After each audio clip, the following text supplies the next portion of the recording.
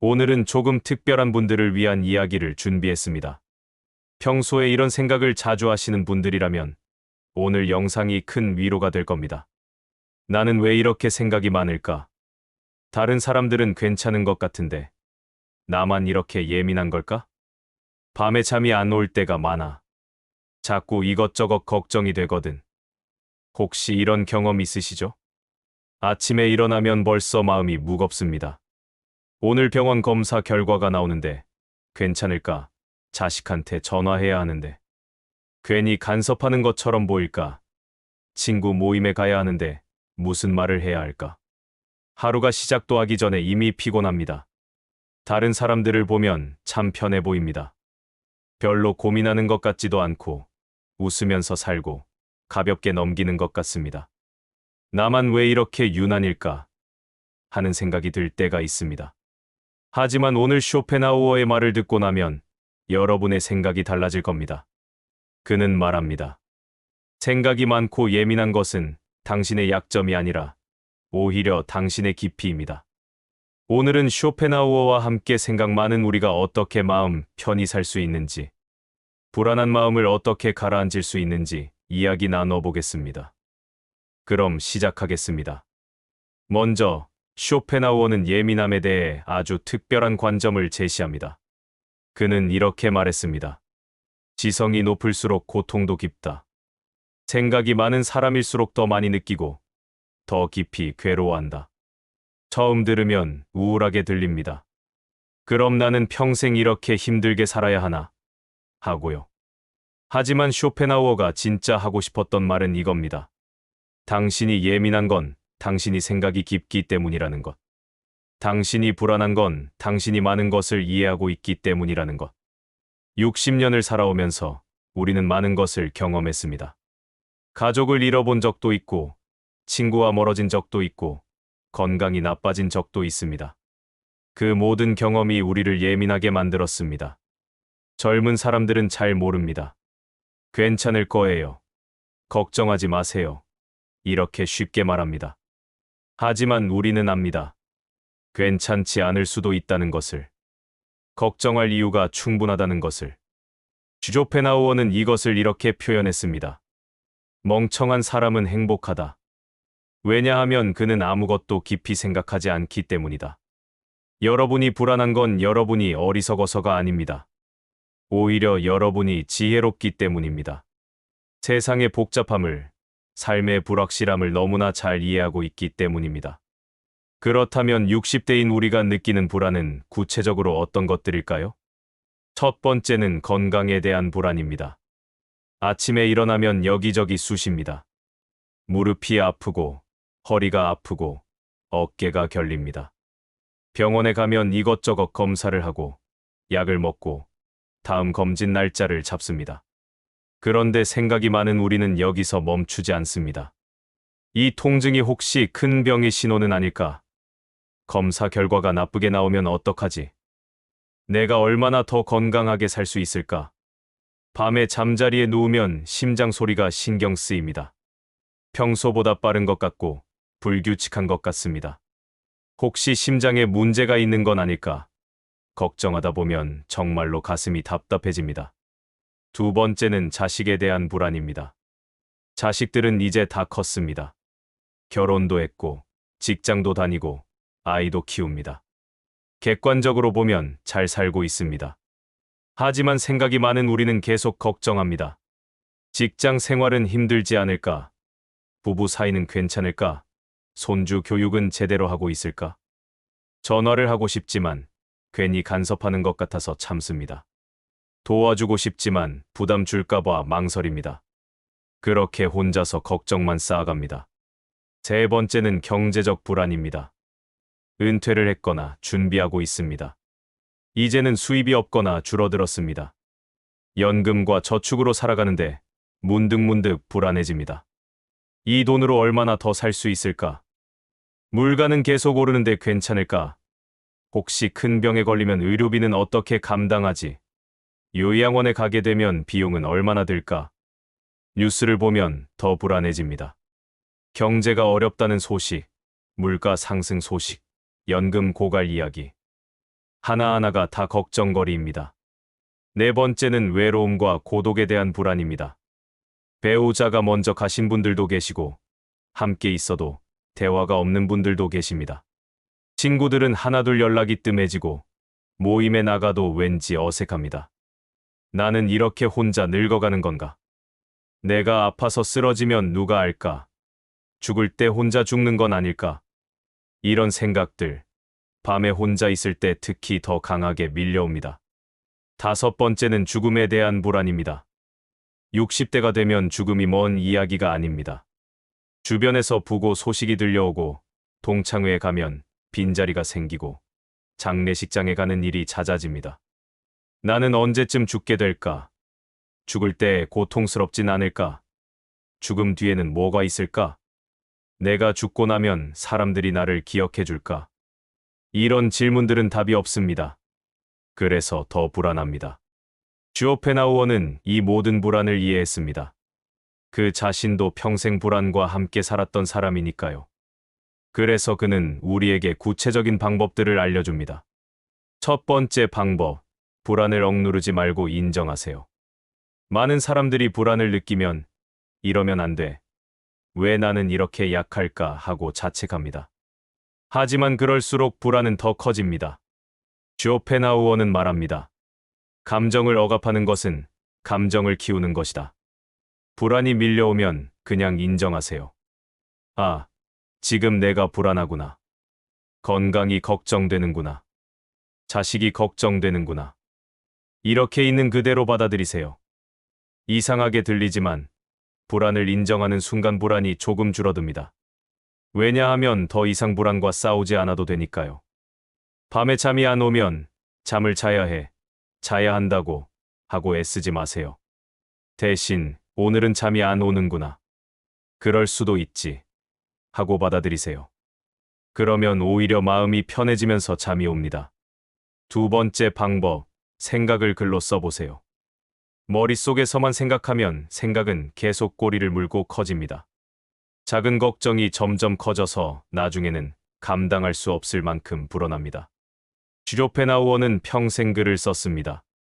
그는 글쓰기를 통해 혼란스러운 생각을 정리했고 불안을 가라앉혔습니다.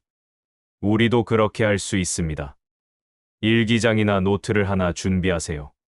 그리고 불안할 때 그 불안을 글로 써보세요. 오늘 무릎이 아팠다. 병원에 가야 하나 걱정된다. 큰 병이면 어떡하지? 이렇게 쓰고 나면 신기하게도 머릿속이 정리됩니다. 그리고 깨닫게 됩니다.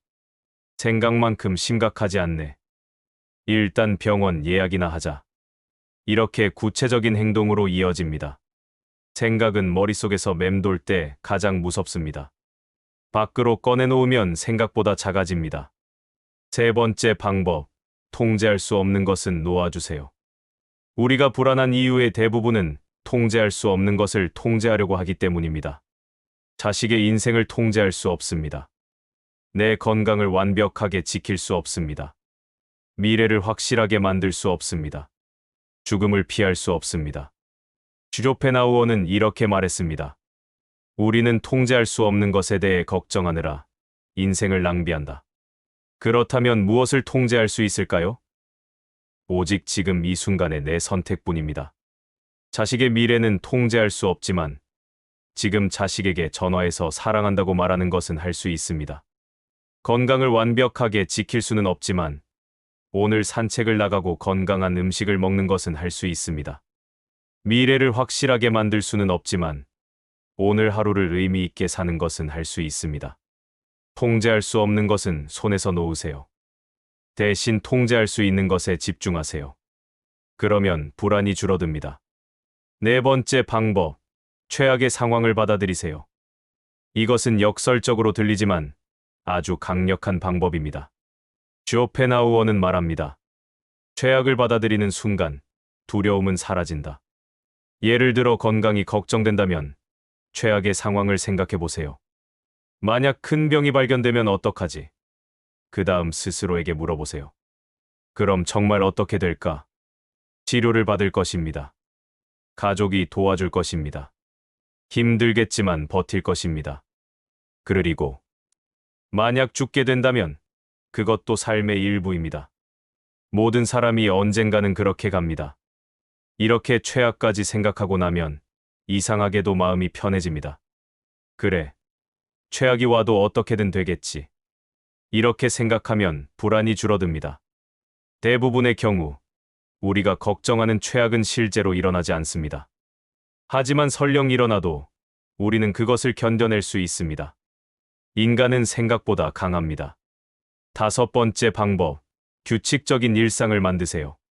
쇼펜하우어는 평생 규칙적인 삶을 살았습니다. 매일 같은 시간에 일어나고, 같은 시간에 산책하고, 같은 시간에 글을 쓰고, 같은 시간에 잠들었습니다. 왜 이것이 중요할까요? 규칙적인 일상은 불안정한 마음에 안정감을 줍니다. 예민하고 생각이 많은 사람일수록 규칙이 필요합니다. 매일 다르게 살면 마음도 불안정해집니다. 하지만 일상이 예측 가능하면 마음도 안정됩니다. 아침에 일어나는 시간을 정하세요. 식사 시간을 정하세요. 산책 시간을 정하세요. 잠드는 시간을 정하세요. 처음에는 답답하게 느껴질 수 있습니다. 하지만 한 달만 해보세요. 규칙적인 리듬 속에서 마음이 얼마나 편안해지는지 경험하게 됩니다. 6번째 방법, 자연과 함께 하세요. 쇼펜하우어는 매일 2시간씩 산책을 했습니다. 날씨가 어떻든 상관없이 비가 오나 눈이 오나 걸었습니다. 그는 자연 속에서 마음의 평화를 찾았습니다. 생각이 많고 예민한 사람일수록 자연이 필요합니다. 복잡한 머릿속을 비워주는 것은 자연밖에 없습니다. 근처 공원을 걸어보세요. 나무를 보고 바람을 느끼고 새소리를 들으세요. 생각은 잠시 내려놓고 그냥 걷기만 하세요. 집에 작은 화분이라도 하나 키워보세요. 식물을 돌보는 것은 마음을 차분하게 만듭니다. 물을 주고 잎을 닦아주고 자라는 모습을 지켜보세요. 자연은 우리에게 아무것도 요구하지 않습니다. 그냥 있어주기만 합니다. 그 단순함이 복잡한 우리 마음을 쉬게 해줍니다. 7번째 방법, 깊은 호흡을 하세요. 이것은 너무 단순해서 무시하기 쉽지만 실제로 아주 강력한 방법입니다. 불안할 때 우리 몸에서는 어떤 일이 일어날까요? 호흡이 얕아지고 빨라집니다. 심장이 빨리 뜁니다. 근육이 긴장합니다. 쇼펜하우어는 몸과 마음이 연결되어 있다고 믿었습니다.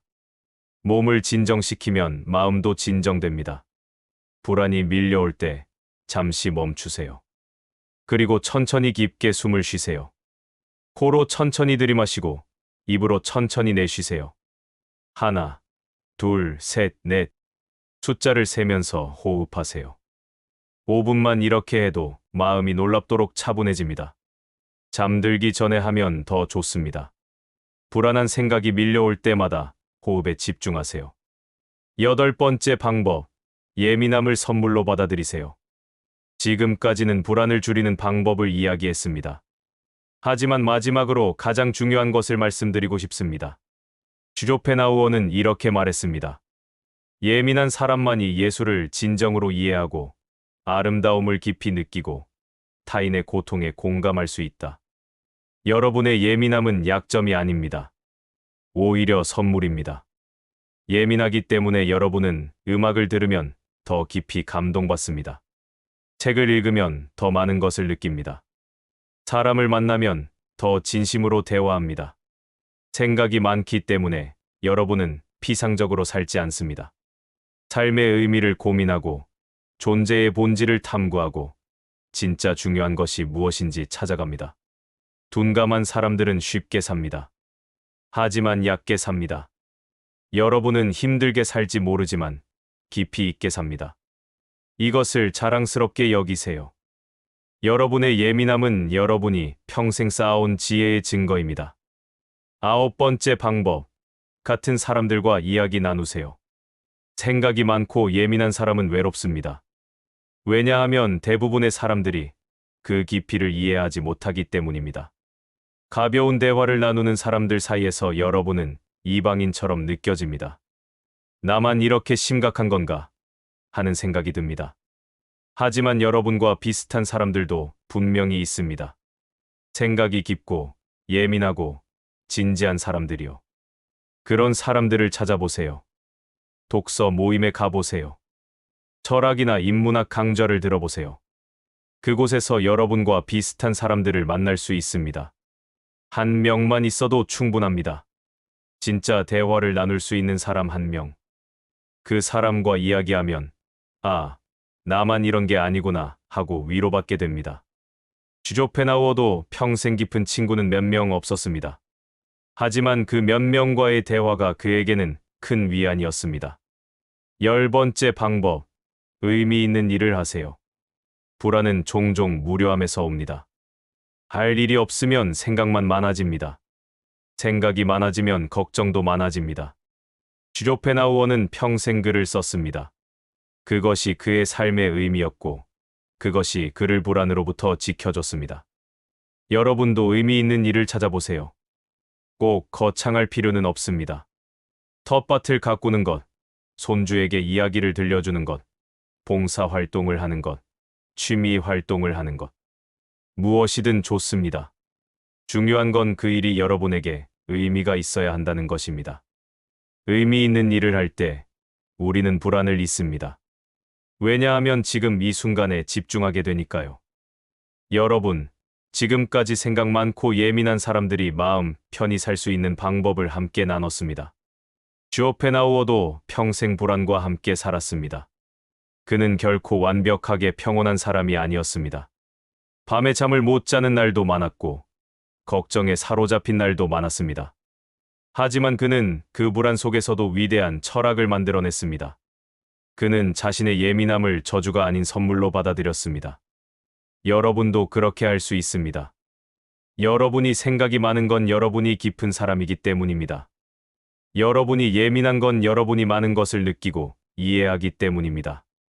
여러분이 불안한 건 여러분이 삶을 진지하게 대하기 때문입니다. 이것들은 모두 여러분의 강점입니다. 약점이 아닙니다. 물론 힘들 때도 있을 것입니다. 밤에 잠 못 이루는 날도 있을 것입니다. 불안이 밀려오는 순간도 있을 것입니다. 하지만 이제는 그럴 때 어떻게 해야 하는지 아십니다. 불안을 인정하고, 글로 쓰고, 놓아줄 것은 놓아주고, 호흡하고, 자연 속을 걷고, 의미 있는 일을 하세요. 그리고 무엇보다 여러분 자신을 사랑하세요. 예민하고 생각 많은 여러분을 있는 그대로 받아들이고 사랑하세요. 주조펜하우어는 말년에 이렇게 고백했습니다. 나는 평생 고독했고 불안했다. 하지만 그 안에서 나 자신을 발견했고 진리를 찾았고 평화를 얻었다. 여러분도 그 평화를 찾으실 수 있기를 바랍니다. 완벽하지 않아도 괜찮습니다. 가끔 불안해도 괜찮습니다. 그것이 깊이 있게 사는 사람의 삶입니다. 오늘 하루 조금이라도 마음이 가벼워지셨으면 좋겠습니다. 감사합니다.